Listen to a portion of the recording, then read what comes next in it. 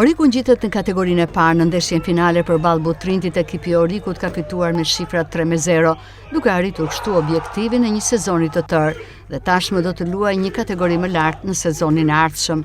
Heroi i skuadrës së Orikut ka qenë portieri Bukanhev, i cili ka shënuar 2 gola dhe ka pritur një penallti. Takimi është luajtur në praninë e shumë tifozëve dhe që në minutën e 9 Oriku gjen golin, ku portieri realizon sakt penalltin e akorduar në favor të ekipit të tij.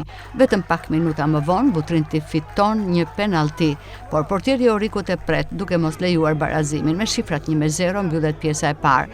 Në minutën e 56, vetëm 10 minuta pasi nis pjesa e dytë, portieri i Orikut Bukanhev shënon sërish nga pika e bardhë, duke çuar rezultatin në 2-0. Një gol që jep qetësi ekipit të Orikut, i cili administron ndeshjen dhe në minutën e 62 gjende golin e tretë me Miranin duke vulosur fitoren 3-0. Pas përfundimit të takimit, ka fest të Oriku dhe zëvendës presidenti i Federatës Geri Çipi dorëzon kupën e kampionit ekipit të Orikut.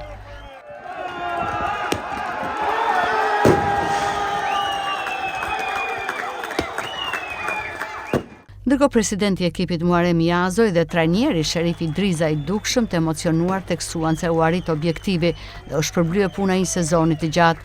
Ata u shprehën se megjithse gëzimi ishte i madh, tashmë do të fillojnë menjëherë përgatitjet për kategorinë e parë.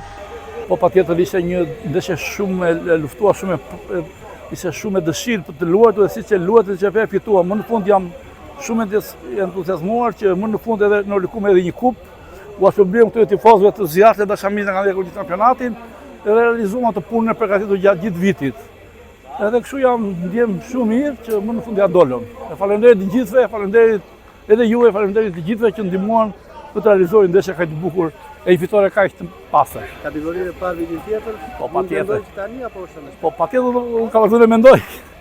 Kështu që ato do i lëmë radh, shkallë.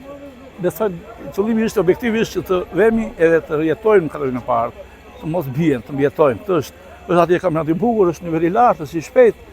Me atë ekipi është ky që është, me pak punë, besoj do funksionojë mirë. Një fitore e arritur në minuta, objektivi i arritur, mund ndjes gjithë sezoni është përvojësuar me sukses. Shiko toni, është një vit i gjatë, faleminderit që jeni këtu pjesë, është një vit i gjatë që kemi folur gjatë gjithë kohës, e kemi luftuar, kemi 2 vjet kemi bërë të njëjtën gjë, kemi qenë në play-offin e fundit dhe nuk e arritëm dot, na ka eliminuar Kuksi. Kështu që është një ekip që ka 3 vjet që synon, është një ekip që ka 3 vjet që lufton, janë 3 vjet çunat që luajnë bashkë dhe normalisht e meritonim sepse kemi udhëhequr kampionatin që nga fillimi. Kështu që nuk ka dhe nuk kishte hije dyshimi që ne do ta dominonim.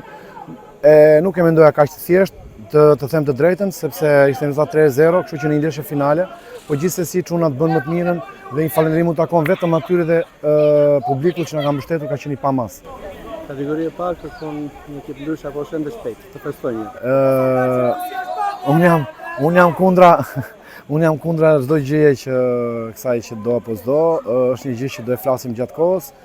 Ky ekip ka 3 vjet që luajnë bashkë, e njohin mjaft mirë njëri tjetrin dhe mendoj që bashkë me presidentin dhe me stafin drejtues do mendojmë që të bëjmë diçka të mirë për Orikumin, për Flamurtarin, për Vlorën, sepse jemi bashkë. Oriku ngjitet kështu në kategorinë e parë, një sukses i merituar për këtë skuadër që zhvilloi një sezon shumë të mirë dhe arriti objektivin e vendosur që në fillim të kampionatit.